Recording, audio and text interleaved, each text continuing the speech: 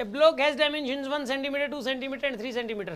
Cuboid है मतलब ratio of the maximum resistance to the minimum resistance between any point of the opposite face of the block. Important चीज़ है ये, मुझे ऐसा लगता है कई बार एग्जाम में पता नहीं क्यों मतलब जो ना आ सकता है ये, ठीक है ना, अंदर से ऐसा आता है। ये वाला जो क्वेश्चन है ना ये एग्जाम में आना चाहिए। इसके अंदर चाहे और एक बार बताऊँ 2-3 साल के अंदर अंदर आ भी लेगा, ठीक है ना। खुद कई बार खुद का मतलब जो अंदर से ऐसा फील आ जाता है। मतलब इसके अंदर जो है एक ब्लॉक दिया हुआ, इसकी डायमेंशन दे रखी है 1 सेंटीमीटर 2 सेंटीमीटर और 3 सेंटीमीटर। मैक्सिमम रेजिस्टेंस कितना हो सकता है, मिनिमम कितना हो सकता है। आपको कोई सर ब्लॉक का रेजिस्टेंस तो ब्लॉक का वही रहेगा, ब्लॉक थोड़ा चेंज कर रहे हो। ब्लॉक का रेजिस्टेंस कैसे चेंज हो जाएगा इसमें, यह डिपेंड करता है कि ना वायर आप कैसे जोड़ कर रहे हो, आर इफेक्टिव किसके क्रॉस निकाल रहे हो, ये डिपेंड करता है ना। जैसे मैं आपको समझाऊँ अगर इसमें इसको किसी एग्जाम्पल के थ्रू, जैसे कि आप ये समझो कि जैसे बॉक्स है, ठीक है, ये एक बॉक्स है, क्यूबॉइड है ये एक।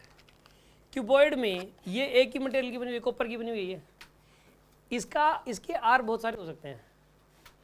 एक तो इसका आर ये हो सकता है कि यहाँ से तो करंट एंट्री कर रहे हैं और यहाँ से करंट बाहर निकले, यहाँ से एंट्री किया यहाँ से एग्जिट किया। अगर ऐसा है तो एरिया तो ये मानोगे क्रॉस सेक्शनल एरिया, इस वाले फेस का एरिया, और लेंथ ये वाली मानोगे आप, लेंथ ये वाली लोगे और रो एल बाई ए करोगे। रो तो वही रहेगा हर केस में, तो रेजिस्टेंस आ जाएगा इसका। इसका बिहेवियर कितने रेजिस्टेंस की तरह है, इसी का बिहेवियर 3-3 रेजिस्टेंस की तरह हो सकता है।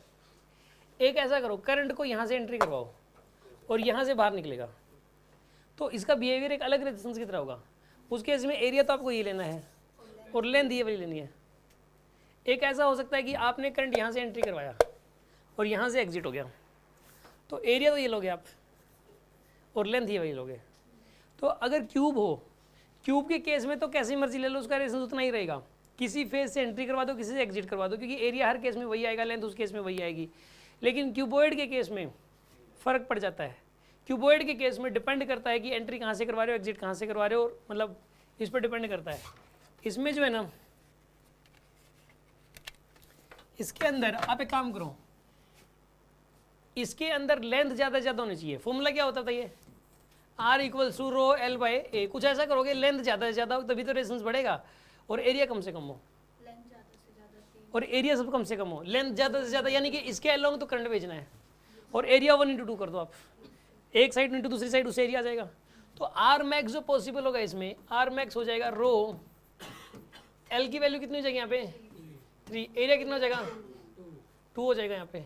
तो ये रेजिस्टेंस आएगा। यूनिट को छोड़ो एक बार, क्योंकि सबकी यूनिट तो यही आने वाली है, ठीक है ना। यूनिट को छोड़ो, आप रेशियो निकालना में तो।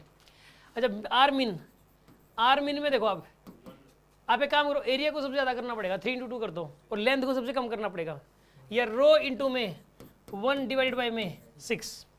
अब यहाँ पे पहले मैक्सिमम है फिर मिनिमम है, इनका रेशियो लेना है 3 रो बाई 2 रेशियो रो बाई 6।